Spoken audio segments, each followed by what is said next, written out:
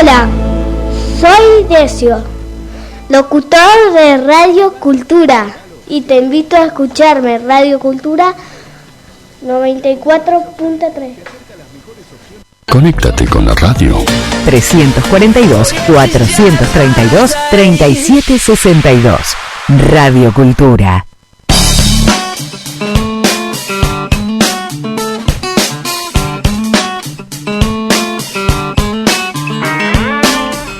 Bueno, y estamos en comunicación con Pablo Casals, militante de Social 21, La Tendencia. Y bueno, hay una particularidad que tienen justamente los militantes de este sector político, que es la persistencia y la pasión que le ponen a cada tema que se genera, temas de interés, ¿no?, que forman parte justamente, me imagino yo, y que se habla, por supuesto, que además tiene que ver con lo estratégico, con la historia, con la proyección y con lo que se hace y no se hace, ¿no? Porque en definitiva pasa por ahí, hacer o no hacer. Uno escucha hablar de las zonas francas, por ejemplo, e imagina algo así como una especie de paraíso en el cual casi todo está permitido. Pero en realidad las zonas francas, relacionadas con zonas estratégicas y los puertos, tiene que ver con una política de Estado, y esa política de Estado está bien definida en cuanto a los alcances y a la importancia, y sobre todo para qué se hacen, ¿no? Pablo, buenos días, ¿me escuchás? Vos estás en Bariloche ahora. Buen día, Nicolás, ¿cómo te va? En Necochea estoy. Perdón, en Bariloche, en Necochea. Del otro lado del país, lado. Sí. Bueno, La ciudad de Necochea, costa atlántica argentina. Costa atlántica argentina, es cierto. Bueno, Pablo, hablábamos de esta cuestión. Primero, que nada, sería interesante contextualizar qué es exactamente una zona franca y por qué, depende de la política que se aplique, tiene mayor o menor incidencia estratégica en las políticas de un país.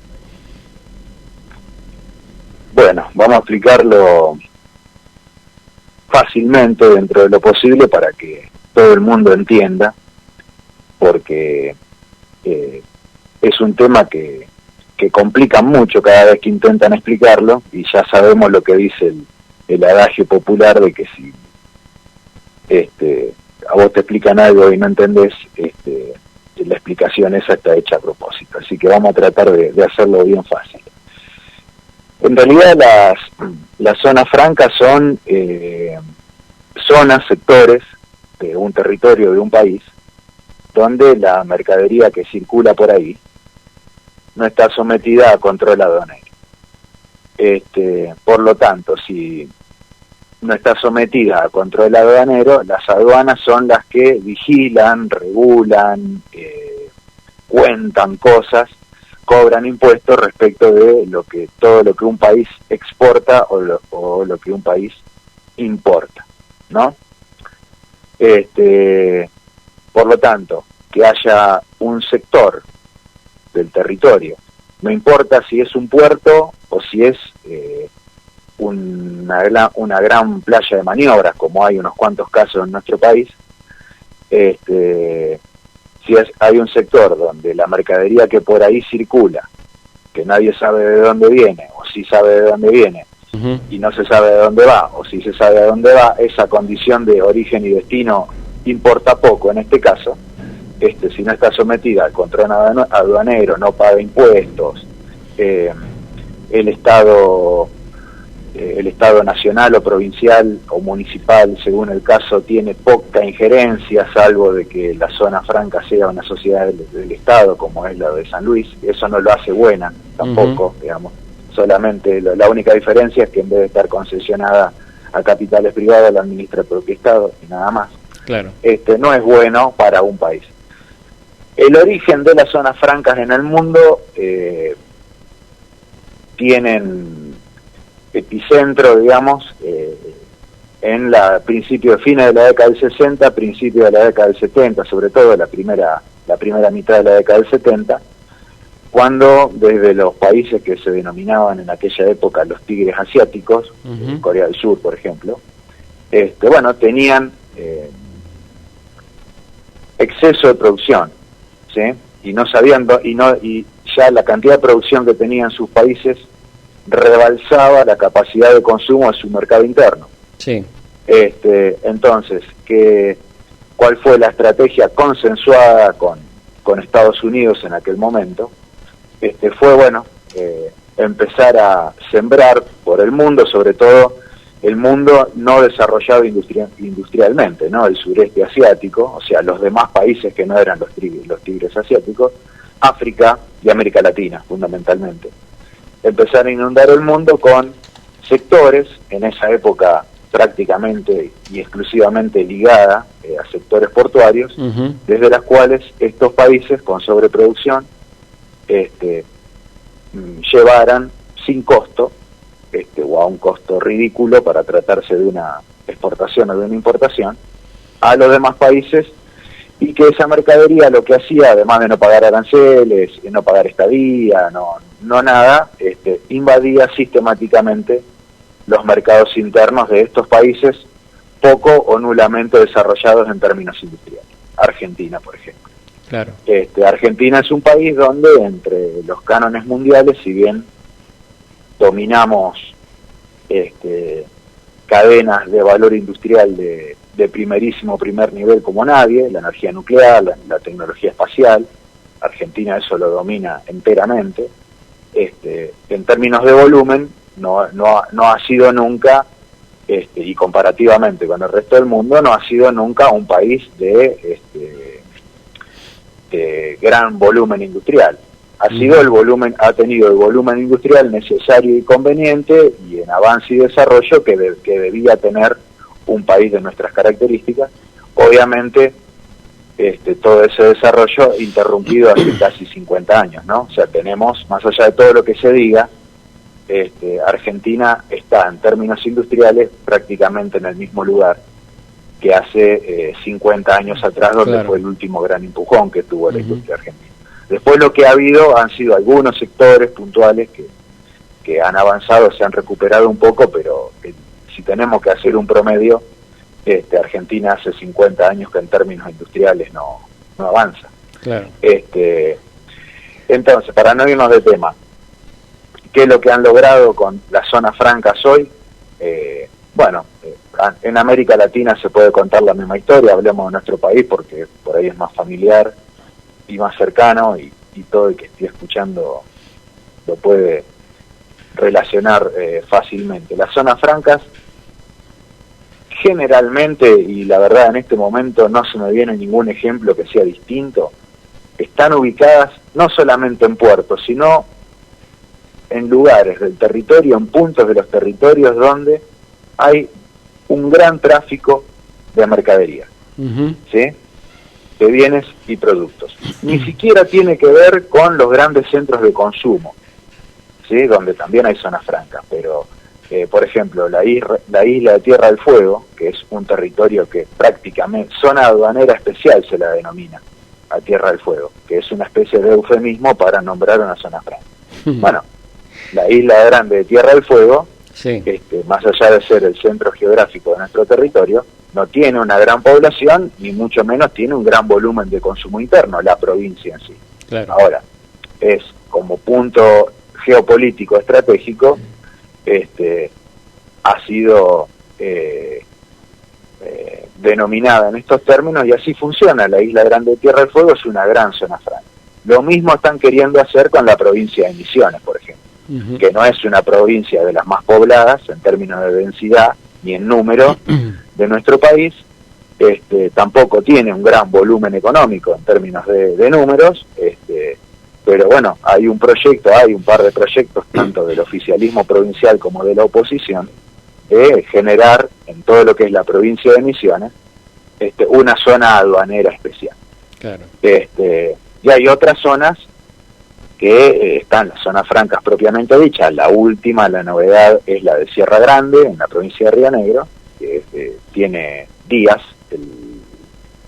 si mal no recuerdo, creo que fue el lunes pasado que pasó, que la gobernadora de la provincia de Río Negro y el presidente Fernández firmaron, digamos, el acuerdo. O sea, las zonas francas son, generalmente, tiene que haber acuerdo entre el gobierno nacional y el gobierno provincial Claro. sobre el lugar donde va a estar situada.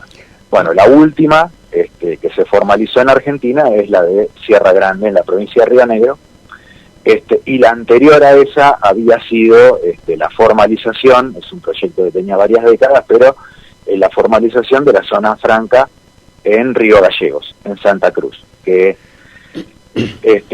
no es zona franca plena, sino que es subzona franca, que es el otro sistema que en Argentina inventó. O sea, Argentina innovó en materia de zonas francas a nivel mundial, que tiene que ver con esto, ¿no? Ponerle un eufemismo a las cosas, que es denominar zonas aduaneras especiales, y a la vez inventó esto de la subzona franca, ¿no? Lo cual extiende la influencia de la zona franca propiamente dicha. Por ejemplo, nombraba la de Río Gallegos. Bueno, está la de Río Gallegos como subzona franca, y está la subzona franca de Río Grande, ¿sí? Ya en la isla. Si bien la isla es una tiene ese régimen aduanero especial, como decía recién, cuando vos, dentro de una misma zona franca administrada por el mismo concesionario privado, te abarca 2 provincias, ¿sí? Bueno, ya la zona franca, directa o indirectamente, se amplía, porque todo lo que está alrededor es una doble zona de franca. esa gran zona franca, claro, depende porque juega al ritmo de esa gran área. Otro ejemplo, este invento argentino, es en Bahía Blanca y Puerto Rosales, ¿no? Todo lo que es la zona de Punta Alta, Ingeniero Guay, que es donde está el puerto de Bahía Blanca, y la ciudad de Bahía Blanca propiamente dicha, ¿no? Ahora, esa gran zona franca, dividida en 2, que son 2 subzonas, prácticamente determina la suerte, tanto económica como logística, de todo el sureste y suroeste, y el sur propiamente dicho de la provincia de Buenos Aires, y toda la Patagonia Norte. De hecho,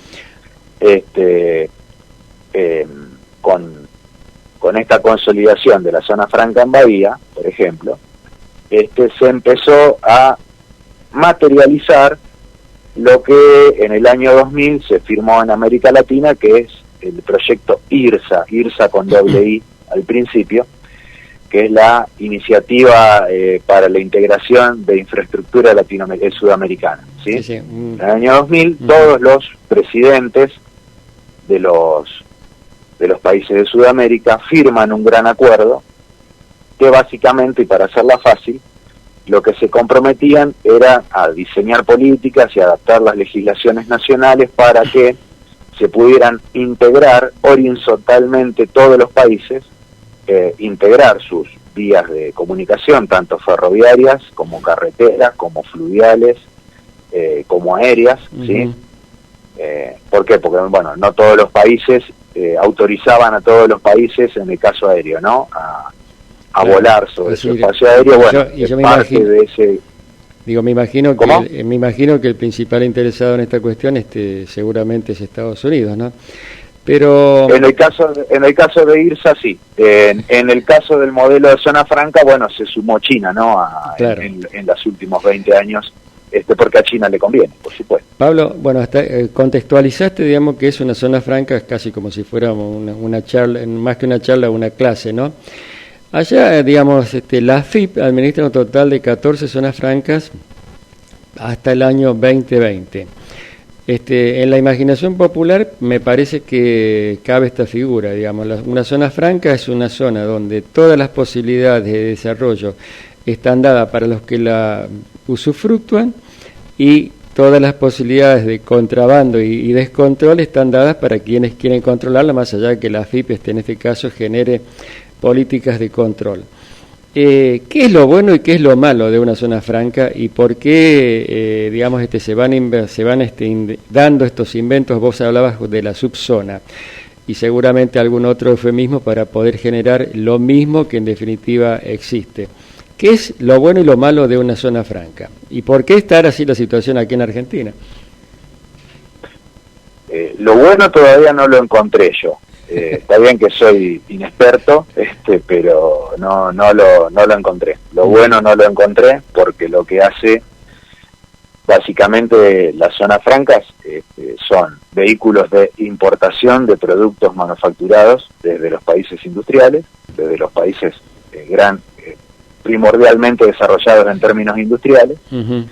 Entonces lo que ingresa por zonas francas al país son insumos químicos que tranquilamente podrían fabricarse en el país, o podrían ingresarse al país en términos soberanos y no por una zona franca donde el concepto de soberanía queda totalmente una zona franca es un agujero, básicamente, ¿no? Es un agujero donde, por ejemplo, social, para nosotros es un tema recurrente de Social 21. El astillero Río Santiago está en el medio de la zona franca de La Plata. Bueno, eso lo constituye al astillero Río Santiago, principal astillero no solo nacional, sino el más importante de América Latina. Lo hace ser un extranjero en su propia tierra, porque todo lo que el astillero deba entrar desde el territorio argentino hacia la zona franca para poder funcionar, se convierte en una importación para el para el astillero, ¿se entiende? Entonces sí. Es un extranjero en su propia tierra. Pero decía, generalmente las zonas francas, digamos, se mueven por vehículos de importaciones de productos manufacturados. Y se alojan o se sitúan en lugares del territorio donde hay un gran tránsito en términos de logístico, en términos de mercadillo. Entonces, mencionaba esta de La Plata, ¿no? Todo en torno al puerto de La Plata de Berizo y Ensenada, la petroquímica de YPF, el astillero Río Santiago. Ustedes están en Santa Fe, tienen dos relativamente cercanas, una en Empalme Villa Constitución, ¿sí? El codillo de la ruta del Paraná, otra gran disputa que ahí tenemos, de la cual hemos hablado, y Concepción del Uruguay está la otra, y después tienen una cerquita ahí en Juárez Selman, al norte de la ciudad de Córdoba, ¿sí? Uh-huh. Donde, bueno, la carga atraviesa nuestro territorio, sea por aire o sea por ruta, pero desemboca ahí, en la zona franca de Juárez Selman, en el medio de la provincia de Córdoba en términos territoriales, y desde ahí se inunda el mercado interno de productos electrónicos, repuestos de autopartes de automóviles, a todo, no solo a la provincia de Córdoba o a la ciudad, sino a todo lo que es el noroeste del país. Y eso es un insulto. Sí. Una zona franca, aparte de, digamos, lo que estabas diciendo, además quería sumar, una zona franca tiene que ver también con cuestiones impositivas que son altísimas, es decir, todo lo que no entra como impuesto forma parte de las ventajas comparativas que los que toman estas zonas francas o controlan estas zonas francas tienen. Exactamente. Y bueno, deprimen la industria nacional, para decirlo básicamente, la deprimen o la aniquilan. Uh-huh.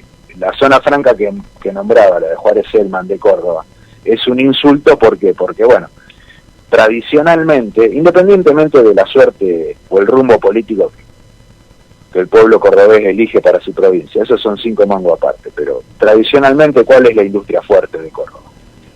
¿Sí? Entre las industrias fuertes de Córdoba, es la industria automotriz, uh-huh. ¿Sí? La industria del autoparte. Bueno, tienen una zona franca donde casi el mayor volumen de importación de autopartes que se hace en Argentina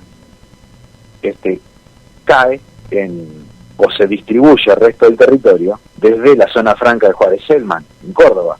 Mayor insulto que ese no hay, es decir, al lado de la gran usina de autopartes que tiene el país se instala la principal zona franca que importa autopartes del extranjero. Eso si no es un insulto, una cargada, una humillación para el trabajador industrial cordobés, que es, ¿no? Entonces, en realidad lo que hacen, esto es aniquilar la industria nacional. Pero por otro lado, que es como esto no es una innovación argentina, pero sí en Argentina se ha puesto en práctica fervientemente, es la zona franca ahora está tomando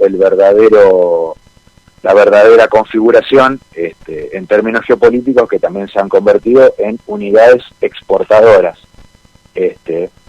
de productos nacionales, pero básicamente el grueso de los productos nacionales no solamente son camiones Iveco a Brasil, digamos, ¿no? Que sino que son los productos agropecuarios. Entonces vemos o una gran parte de las noticias que nos llegan, de que descubren galpones con soja que estaba lista para contrabandearse, o convoys enteros de camiones o de barcazas por el río Paraná o por el Paraguay que eran o llevaban mercadería contrabandeada. Bueno, toda esta gran informalidad que implican las zonas francas fomenta ese tipo de prácticas. Entonces, un ejemplo que tiene que ver con la producción netamente agropecuaria, y que lo que también da cuenta de que ni aduana ni AFIP están tan preocupados como dicen estar. Los números fiscales de la campaña agrícola 2019-2020, que ya terminó, digamos, y que tiene números concretos, porque la 2020-2021 todavía no terminó, entonces se pueden hacer muchas especulaciones al respecto. Hablemos de algo que ya terminó, y no hace tanto tiempo, hace unos meses nada más. Las bolsas de comercio, que no, ninguna es estatal, son dominadas por las grandes exportadoras de cereales, más las cámaras de exportadoras cerealeras, más las empresas multinacionales de la exportación de commodities, están admitiendo dos cosas.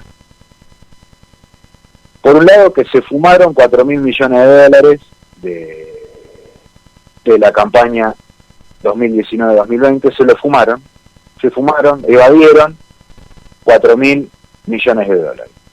Pero por otro lado, por la cantidad de producción que informan, ¿sí? Y con la cual hacen propaganda y qué sé yo, comparado con los números oficiales que registró el Estado argentino, hay 55.000 millones de toneladas de granos, entre maíz, soja, trigo y girasol, que no se sabe dónde están. Claro. Pablo, escuchá, sí. Vamos a hacer una cosa. Vamos a seguir el viernes que viene con la segunda clase, ponerle la segunda charla, porque me interesa, por un lado, que desarrolles el tema de IRSA, y después por qué la AFIP, que tiene la misma estructura, el mismo personal, está por lo menos en teoría destacada y destinada para eso, en el gobierno tal no controla nada, y después en muy poco tiempo entramos a ver que prácticamente el mayor porcentaje de todo lo que se produce en granos acá en la Argentina termina siendo materia de contrabando. Pero lo vemos en todo. Dale. Lo hablamos el viernes que viene, no, solamente para cerrar y agradecer. Esto que estaba empezando a contar, que parecía que me iba de tema, iba a lo siguiente. Hay zonas francas formales en Argentina, como lo que explicaba, ¿no? La última es la que se formalizó a principios de esta semana en Sierra Grande, en Río Negro. También y hay zonas francas claro. Y hay zonas francas informales. Hay regiones de nuestro territorio que funcionan como tal. Entonces, principalmente en zona de frontera, ¿no? Están estas. Entonces, hay todo un sistema, ¿sí? Que no es solamente producto de la corrupción, para decirlo de alguna forma, sí, para darle un nombre, digamos. Sí, para darle un nombre, de los funcionarios provinciales o de los distintos gobiernos nacionales, etcétera, sino que hay todo un sistema que gira alrededor de un sistema productivo que forma parte de una cadena de valor internacional, que en algunos casos se formaliza, como puede ser a través de una zona franca, sobre la cual hay registro, o debería haber un registro público ordenado al menos, y una zona de influencia, etcétera, etcétera.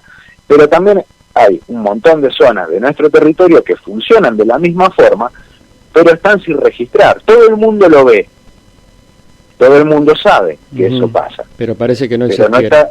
pero no está registrado en todos lados. El mayor ejemplo son los silobolsa en los campos. Y es cierto. ¿Sí? Sí. Ahí hay producción. Ahí hay producción. ¿Cuánto es? No se sabe. Ahora todo el mundo sabe que está. Claro, aparte se ven a simple vista. Bueno, vamos a seguirlo el viernes porque si me termina el tiempo tengo estructurado todavía un cachito más el programa. Está muy bien, está muy bien. Bueno, yo soy muy charlatán, disculpe. El viernes que viene lo seguimos porque vamos a hablar el tema IRSA, el tema de Silo Bolsa y sobre todo cuánto impactan en la economía y en las cuestiones soberanas todo este tema de las zonas francas y subzonas, ¿eh? Perfecto. Bueno, agradecido infinitamente por el llamado y que nos den este tiempo y bueno, un saludo a la audiencia, buen fin de semana y bueno, que haya que hoy sea una jornada de reflexión, no por la conmemoración de los 38 años de gobierno constitucional, sino porque es el Día de los Derechos Humanos. Es cierto. Nos debemos una reflexión como pueblo al respecto. Gracias, Pablo. Gracias por todo. Bueno, charlamos con Pablo Casals, él no quiere que lo presente como un especialista en el tema, sobre todo de zonas francas, para entender justamente este tema, toda esta cuestión, pero si no lo es, anda cerca. Bueno, saber cómo funcionan, a qué apuntan, cuánto se piratea por ahí, cuánto contrabando aparece y cómo impacta sobre las cuestiones productivas, ¿no? Sobre las zonas productivas básicamente.